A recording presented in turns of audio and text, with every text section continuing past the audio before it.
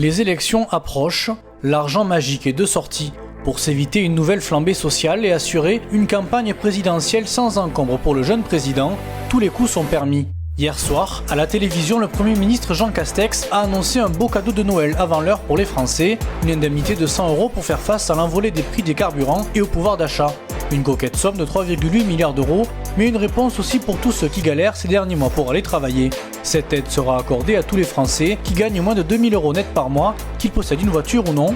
Depuis ces annonces, les oppositions sont vent debout, particulièrement les candidats à la présidentielle, qui imaginent déjà le montant de la dette abyssale qu'il faudra rembourser après la crise Covid. Sans compter que cette mesure, qui se veut égalitaire, favorise autant les automobilistes qui ragent à la pompe que ceux qui n'en possèdent pas. La prime de 100 € du gouvernement, cadeau sincère ou stratégie électorale, on en parle ce soir dans Bonsoir le Gard. Et on accueille sur le plateau Nicolas Pellegrini, le porte-parole de la France Insoumise dans le Gard. Bonsoir Nicolas. Bonsoir Abdel, bonsoir tout le monde. Bon Nicolas, ça devient une habitude, on est bien le vendredi. Moi c'est j'aime sympa. bien. Moi j'aime bien, c'est en fin de semaine, c'est calme, j'aime beaucoup. Vous connaissez monsieur le maire ? Bien sûr. Monsieur le maire Jean-Paul Fournier. Bonjour. Voilà. Deux jeunes qui vont participer au débat avec vous, monsieur le maire, ce soir, puisque bien évidemment, il y a également Simon Rossini-Bourgade, alors président de l'association Master Droit Public de l'université et représentant des jeunes avec Macron. Je suis plus président de l'université. Ah, vous êtes plus président. Voilà. Ça, j'ai voulu être sympa. Et en plus, on a affiché. Du coup, les présidents pendant un an et donc on a mis dans la Nicolas, cartouche. Nicolas fait partie aussi de cette association et pour un master de droit public qui est excellent à l'université de Nîmes. En tout cas, on peut dire que vous faites partie des jeunes avec Macron. Je fais partie des jeunes avec Macron et de la République En Marche, oui. Depuis le début, depuis 5 ans. Donc vous devez être particulièrement heureux de cette annonce d'hier de Jean Castex, le Premier ministre, qui a annoncé un cadeau inespéré de 100 € pour tous les Français, en tout cas pour 38 millions de Français qui gagnent jusqu'à 2 000 € par mois. Alors, c'est ça Simon ? Qu'est-ce que vous pouvez nous dire ? Je ne sais pas s'il faut, pour reprendre ce que vous venez de dire Abdel, je ne sais pas s'il faut être heureux, parce que si ce chèque est obligé d'être donné, c'est parce qu'il y a des millions de Français qui en ont besoin. Je veux casser toute chose avant qu'on commence. On a commencé. Hein. Bah voilà. Pour commencer, donc, ce chèque, c'est une mesure pour aider des millions de Français qui en ont besoin. Des jeunes, des actifs, les retraités, des chômeurs qui ont besoin de ce chèque. Je prends mais juste Simon, moi en toute franchise, est-ce qu'il n'y avait pas une volonté là d'éteindre absolument tout risque de se retrouver à nouveau avec des gilets jaunes ? Je ne crois pas qu'il faille gouverner la France de cette manière. Je ne pense pas que ce soit la manière dont Jean Castex gouverne la France. La manière dont il faut gouverner la France, c'est pour tous les Français. Nicolas ? Et c'est ce qui est fait. Et c'est ce qui est fait depuis 5 ans. C'est 8% d'augmentation du pouvoir d'achat en 5 ans, les mesures prises par ce gouvernement. Écoutez, vous diriez ça aux Français, je pense que vous seriez plutôt mal reçu, puisque globalement, le sentiment des Français est que le pouvoir d'achat a baissé. D'ailleurs, 100 €, on devrait remercier notre bon Seigneur de nous accorder 100 €. 100 €, ça fait quoi ? Donc du coup, ça fait sur 38 millions de contribuables, parce qu'au final, on prend d'une poche pour remettre dans l'autre, c'est le contribuable qui paye. On s'attaque jamais à la source de l'inflation.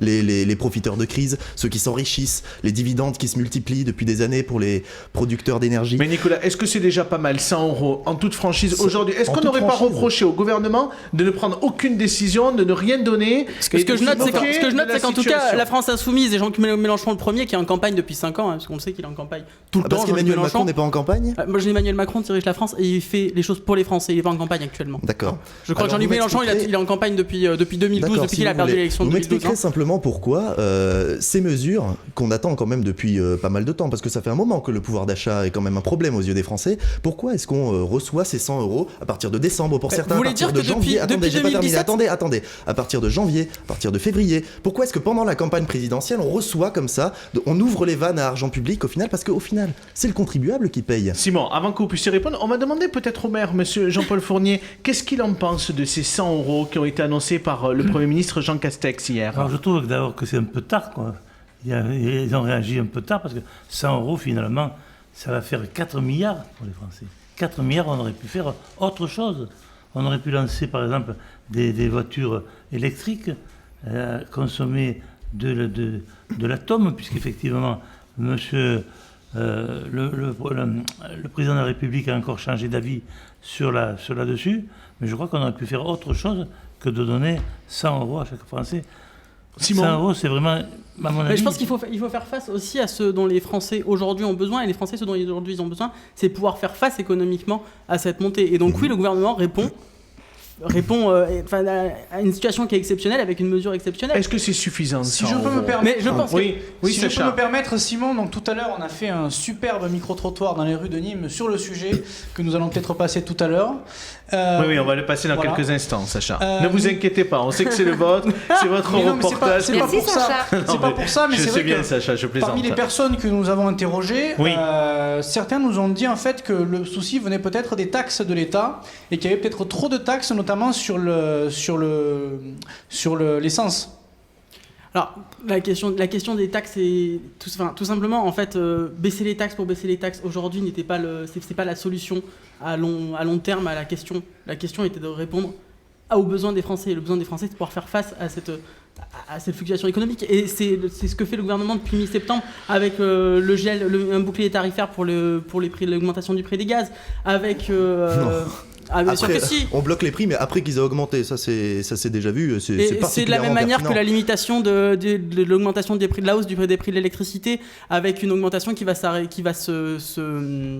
excusez-moi, je perds mon mot, qui va être bloquée à 4% d'ici février. 100 euros déjà, n'importe quelle personne qui conduit sait que c'est nettement insuffisant. Nettement insuffisant. Je vais Oui, même en tout cas, je vais vous dire, moi, je fais environ 80 km par jour, puisque j'habite à Alès, je fais mes études à Nîmes et que je suis en apprentissage à Bagnols-sur-Cèze. Et je vais vous dire, les 100 euros, moi, j'y aurai droit, vous y aurez droit, Nicolas. Oui. Et je vous garantis qu'ils vont me faire beaucoup de bien pour pouvoir payer l'essence. C'est toutes les personnes qui gagnent 2000 euros Et ça, net, c'est une il me réalité. semble. Ceux qui gagnent 2005 euros net, ils font comment? Vous mettez là le doigt sur la petite charnière pour vous arranger dans votre argumentaire, je sais bien. parce que c'est tout ce qui Je sais vous bien, mais permet parce que- aujourd'hui de faire polémique sur la Qu'est-ce mesure. que la France La mesure, c'est aider les Français. Qu'est-ce que la... Eh ben, écoutez- peut-être on va écouter ce que la France... écoutez- parce qu'il y a moyen de critiquer, Eh bien c'est sûr. bien aussi de proposer. Être un mouvement Qu'est-ce que la d'opposition France n'empêche pas Insoumise d'être un propose, mouvement ça de proposition. Et la France Insoumise j'aimerais a les voir. énormément de propositions à faire. Le premier, c'est le blocage des prix. C'est possible, ça l'est grâce au code du commerce. On peut bloquer les prix, même au taux d'avant-crise. L'autre Oui, mais alternative quel prix vous voulez bloquer? le prix du carburant. Mais le prix du carburant aujourd'hui, c'est un baril de pétrole, c'est pas nous qu'on le négocie Mais ce écoutez, tarif-là. oui, c'est dû à la reprise économique et la le demande prix du qui est baril forte, de pétrole aujourd'hui, vous savez, ce qui coûte le plus cher aux Français, en tout cas ce qui nous coûte le plus cher, c'est pas tellement la production de l'énergie en tant que telle, c'est les profits des actionnaires qui en sont faits. Les gros producteurs d'énergie, que ce soit Total, pour ne citer que lui, ils ont multiplié leurs dividendes comme jamais ces dernières années. Justement parce qu'on est dans une crise économique. À chaque fois qu'il y a une crise économique, le CAC 40 s'enrichit. Nous proposons par exemple à la France Insoumise de taxer ne serait-ce qu'un petit peu les profits nets de ces entreprises pour reverser. Je vais vous donner C'est vrai qu'on l'exemple se pose la du question, gaz. Simon, Sur la pourquoi répartition par de la exemple richesse. il n'y a pas Bien une sûr. contribution d'un groupe comme Total qui profite quand même de la situation quand les prix de l'essence augmentent? La question aujourd'hui, le gouvernement il répond à une urgence. à une situation qui est exceptionnelle. Une urgence, mais en décembre. On enverra les Les prix aides, qu'en elles décembre. interviendront plus tôt avec un dispositif simple les aides seront versées directement aux Français. Il n'y a pas d'intermédiaire, il n'y a pas d'administratif, il n'y a rien au milieu. Tout va être C'est versé aux directement employeurs, par les je crois, hein, c'est les voilà, employeurs qui reverseront. Mais les Français n'auront pas à aller Qui seront demander cette remboursés aide, après. n'auront pas. La réalité, c'est que c'est une aide qui va être versée de manière simple et au plus tôt. Je voudrais simplement faire un parallèle, Je vous en par prie. exemple avec la suppression de l'ISF. On nous donne... Je vous attends, je m'y attendais. Non oui mais justement, et ça m'embête de vous voir sourire parce que je me rends compte qu'en fait il y a une déconnexion totale. Vous m'avez parlé de l'ISF la dernière fois qu'on Oui, était tous tout les à deux sur le fait, plateau. mais l'ISF, la suppression de l'ISF par an rapportait 5 milliards d'euros. 5 milliards d'euros. Depuis le début du quinquennat, ce serait donc 20 milliards d'euros qui auraient pu être Alors, disponibles je vous rappelle que juste si on n'avait pas été supprimé l'ISF. Et là on donne 3 misérables milliards d'euros à se partager entre 38 millions de contribuables. Est-ce que vous ne trouvez pas qu'il y a là un Vous pensez que déséquilibre? c'est 3 milliards misérables d'euros? Je suis pas d'accord, 100 monsieur euros, Pellegrini. 100 euros. Je suis pas d'accord du tout. Ils sont en forme, nos jeunes, hein, monsieur Fournier? Qu'est-ce que vous en pensez, vous, de ce débat? Non, mais en toute Je franchise. pense qu'il y a même ceux qui sont en vélo auront droit à ce Oui, chèque. Oui, ça. c'est pas que pour les automobilistes, C'est une effectivement. prime Oui, mais c'est inflation, pour aussi tout le monde. c'est une prime qui est d'inflation, c'est pas une. C'est Parce aussi qu'elle est liée à permettre aux- l'augmentation du gaz, c'est aussi l'augmentation de l'électricité. permettre à tous les Français qui, face à l'augmentation des prix, avec la reprise économique et une augmentation des prix qui est réelle et au niveau mondial, c'est aussi permettre aux Français de faire face Mais- à l'ensemble des Non augmentations. mais je suis d'accord qu'il faut aider les Français à faire face à l'inflation. C'est d'ailleurs pour ça, Mais j'ai pourquoi est-ce que entendu c'est 100 des euros oppositions nous dire depuis hier qu'on aurait dû donner ces 100 € qu'aux automobilistes. Non, J'entendais ça ce matin non. sur la radio. Parce que c'est le pouvoir d'achat de tout le monde qui est concerné. Voilà, exactement. Alors, vous voyez, on est même d'accord Mais là. c'est d'ailleurs Mais un petit pas peu surtout. ce Alors, qu'on attendez. dit dans les Oui, commentaires. Sacha. On nous a dit tout à l'heure dans les commentaires que certains ne comprenaient pas pourquoi on donnait cette prime de 100 €, même à ceux qui n'ont pas de voiture. Parce que Mais parce que la réalité, c'est qu'il faut, c'est que c'est pas c'est une prime d'inflation, c'est pas une prime uniquement carburant. Et le but du gouvernement, c'est de pouvoir aider tous les Français avec des revenus modestes. Cette prime, elle a été fixée avec un revenu qui est quand même assez haut. On va avoir quand même 38 millions de Français qui vont pouvoir avoir cette prime. 38 millions de Français vont avoir cette prime. Mais c'est 100 € qui viennent du contribuable. Ce qu'on prend dans une poche, on la remet dans l'autre. Vous voulez la prendre avec où, les taxes sur l'essence. Les d'ailleurs, taxes sur les grands c'est profiteurs de peut-être crise, les effectivement grandes la entreprises. question centrale. Les profits C'est que des entreprises. La dette a quand même explosé avec la crise Covid. Est-ce que là, on rajoute pas de la dette à la dette ? Celui qui va récupérer le pouvoir, ou si Emmanuel Macron reste en place après avril prochain, les 5 prochaines années, on risque d'avoir effectivement une stratégie de rigueur pour revenir dans les clous des attentes européennes. Je non laisse le spécialiste de la rigueur s'exprimer à ce sujet, à la rigueur. Simon, Je vois qu'est-ce que vous en pensez ? Je vois qu'il aime. J'ai envie de dire que Mais la dette, vous posez une très bonne question sur la dette. Qu'est-ce que la dette ? Bon, après, là on va peut-être changer de débat, ça va être compliqué. On change de débat, on parlait du pouvoir d'achat des Français. Vous savez ce qui a augmenté depuis 5 ans on grâce à change- Emmanuel on Macron. change- Je vous le disais, 8% d'augmentation. On ne change pas de débat. On est en train de dire La que dette. ce chèque qui est fait, il y a bien quelqu'un qui va payer. Alors Oui. les contribuables, ça veut bien dire à un moment donné Eh bien, qu'on va augmenter les impôts. Il faut mettre à contribution les grandes fortunes qui, justement, ont profité de cette crise. Puisque quand il y a des gens qui s'appauvrissent, on est passé quand même au seuil de 10 millions de pauvres, simplement pour que les gens mettent un visage sur les nombres. Un pauvre, c'est quelqu'un qui gagne moins de 960 € par mois. 10 millions de pauvres dans notre pays. On gagne combien tous les deux, M. Pellegrini, chaque mois ? Vous pensez que les mesures actuellement du gouvernement, 100 €, c'est ce chèque de 100 € va pas vous permettre, à vous, à moi, à ces 10 millions de pauvres dont vous parlez, d'aller mieux face à cette augmentation ? En chèque énergie, on le perd en impôts quelque part. C'est le Mais contribuable vous allez qui le va refuser, financer. Nicolas, le chèque ? Ah bah oui, refusez-le, puisque visiblement il va là, pas. Alors là, je vais vous étonner. Oui, pourquoi pas ? Pourquoi est-ce que ceux qui justement n'ont pas Vous besoin pouvez en faire de un ce don, chèque hein. énergie peuvent le donner à ceux qui en ont besoin ? Il y a peut-être une autre Bah oui, interrogation. faites un don à. Mais ça, c'est qu'on purement pourrait se démagogique, poser. ceci dit. En fait, ces 100 On reconnaît la €, France Insoumise, est-ce que du coup. ça sera ces 100 € en fait sont donnés aux employeurs, si j'ai bien compris.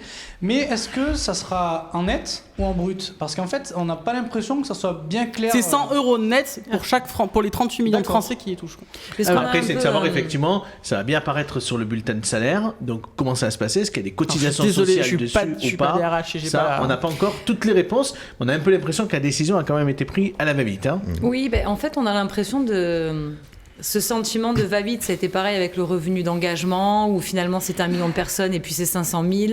Là, il y a 100 € qui arrivent pour tout le monde. Alors, ça fait vraiment mesurette électorale. On a l'impression que dans ce quinquennat, on est arrivé au bout des réformes structurelles, au bout d'une logique. Et là, que clairement, Emmanuel Macron fait campagne avec le chéquier de la France. Enfin, là, Je ne crois pas qu'aujourd'hui. Vous êtes d'accord avec moi, monsieur Monsieur Fournier ? Emmanuel Macron Tout est. à fait. C'est très électoraliste. Effectivement, on se demande pourquoi ils ont sorti ça maintenant. Quoi. Vous n'allez pas l'avoir, le chèque. en Et fait. pour faire face à une situation qui est maintenant. Tout simplement. Pour faire face à une situation qui est maintenant, Oui, une situation mais qui ça, touche des millions de Français aujourd'hui. Non, ce qui touche aujourd'hui à la rigueur depuis quelques Et semaines. j'aurais entendu. Qui est là, quoi. Elle ne date pas de l'élection d'Emmanuel Macron, je crois. Ah bon. Les réformes structurelles dont on aurait besoin aujourd'hui, Fait, les gens, il ils n'a sont... rien fait pour la régler quand même. Les gens, ils vont avoir là 100 €, mais ce qu'ils veulent, c'est être rémunérés suffisamment par rapport à leur travail. Ce qu'ils veulent, c'est des services publics compétents. Enfin, là, on Mais a vraiment le sentiment On en parlait qu'on tout à l'heure. arrive Si au on bout parle d'une plus logique. globalement du pouvoir d'achat des Français, depuis le début du quinquennat, c'est l'exonération de la taxe d'habitation pour 80% des Français. C'est Qui se traduit. c'est plus aucun Français. foncière. C'est plus aucun Français qui ne paiera de taxe d'habitation en 2023. Ah ben Jean-Paul Fournier doit être content, puisque du coup, les recettes pour la commune, la taxe d'habitation, Eh oui. ça se transforme en dotation, et on sait que l'État ne On ne donne compte pas, ne plus sur les revalorise pas. collectivités pour gouverner le pays, c'est bien dommage. C'est quand même les principaux investisseurs sur le territoire. Mais c'est aussi une. Là, vous dévoyez le débat. Oui, je le revois. restons quand même Vous dévoyez sur le débat la sur question du débat. les questions de On peut rester territorialité. sur le pouvoir d'achat, y a pas de Nous avons souci. eu des On n'a cours pas sur de là-dessus. proposition à faire sur le pouvoir d'achat. Mais bien sûr que les Macron a quand même fait. Excuse-moi, c'est vrai que la taxe d'habitation, alors ça pose. Mais la des taxe problèmes d'habitation, aux communes, mais il y a aussi eu la baisse des charges. La baisse des charges patronales de la charge La prime d'activité qui a évolué. La prime d'activité de 90 € pour les jeunes. Si on parle sur les jeunes, nous sommes jeunes tous les deux sur ce plateau. Les repas Crous à 1 €. Merci pour nous. Je suis désolé Abdel, mais vous l'avez dit en début d'émission, en début du C'est débat. toujours d'actualité, les repas à 1 €. Oui, les repas à 1 € c'est toujours d'actualité. Si vous allez au Crous à l'université, vous pourrez bénéficier d'un repas à 1 €. Vous savez, c'est aussi depuis le mois de septembre la gratuité des protections Vous pourrez m'expliquer alors pourquoi est-ce que depuis la rentrée il y a des files d'étudiants devant les Restos du Cœur ? Pardon ? Vous pourrez m'expliquer alors pourquoi il y a des files d'étudiants depuis la rentrée devant les Restos du Cœur ? Oui, ce que je vous dis, c'est que alors, les files d'étudiants, je note que vous les remarquez. Vous remarquez aujourd'hui les files qu'il y a depuis. Je vous rassure, sur le même plateau, il y a déjà quelques mois, j'avais déjà fait la remarque. Oui, bien sûr, mais je les trouve tout autant que vous. Que ce n'est pas normal et qu'il faut continuer à aider les jeunes, qu'il faut continuer à aider chaque personne. C'est pour ça qu'Emmanuel Macron se représente. C'est parce qu'il faut c'est pour les jeunes. Alors, je ne crois pas qu'Emmanuel Macron ait fait d'annonce de candidature à ce jour, Coralie. Pour l'instant, le gouvernement est vous allez pas nous faire au une travail. Zemmour.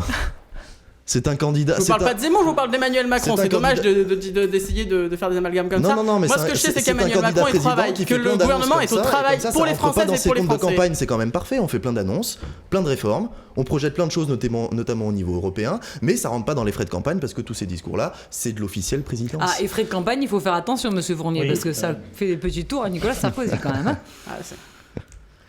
On en a déjà vu les problèmes. Bon, alors qu'est-ce qu'on peut dire pour conclure ? C'est qu'il s'agit, alors je présume quand même, on peut le dire, d'un joli cadeau de Noël pour les Français. Emmanuel Macron espère qu'on se rappellera de ce cadeau en avril prochain. Non, c'est surtout une mesure pour aider chaque Français à faire face aux hausses des prix qu'il y a actuellement. Et notamment celle du carburant. C'est tout simplement une mesure, à l'image du quinquennat d'Emmanuel Macron, d'aide aux Français pour un meilleur pouvoir d'achat. 8%, pragmatique. C'est 8%, je le disais au début du débat, 8% d'augmentation du pouvoir d'achat sur 5 ans. Ça, c'est un chiffre concret de ce qui a été fait par Emmanuel Macron en 5 ans. Allez, Nicolas, pour conclure, et pour les jeunes. Alors, pour conclure, du coup, je rebondis juste vite fait sur ce qui vient d'être dit. Peut-être qu'il y a eu une hausse du pouvoir d'achat dans la mesure où l'inflation, elle, a augmenté drastiquement. Les salaires, eux, n'ont pas augmenté. Ah bon ? Non. Ah si, les salaires ont augmenté. Si, il y a des salaires qui ont augmenté. Notamment, on en parlait avec la suppression peut-être des ceux des ministres, sociales. mais en tout cas, le mien n'a pas augmenté, ceux des smicards n'a pas augmenté. Les nôtres, on commence à en avoir en même temps. Les retraités, c'est... Ah bon, et le minimum vieillesse qui a été augmenté de 100 €? Vous croyez vraiment que des milliers de retraités qui ont eu cette augmentation, ils pensent qu'il n'y a pas eu d'augmentation? On vous mettra pas d'accord, les garçons. Ça risque pas. Politiquement, on fait rarement d'accord, mais on se met d'accord sur beaucoup de choses quand même. Merci en tout cas, Nicolas. Merci à Simon d'avoir été avec nous ce soir et d'avoir participé à ce débat.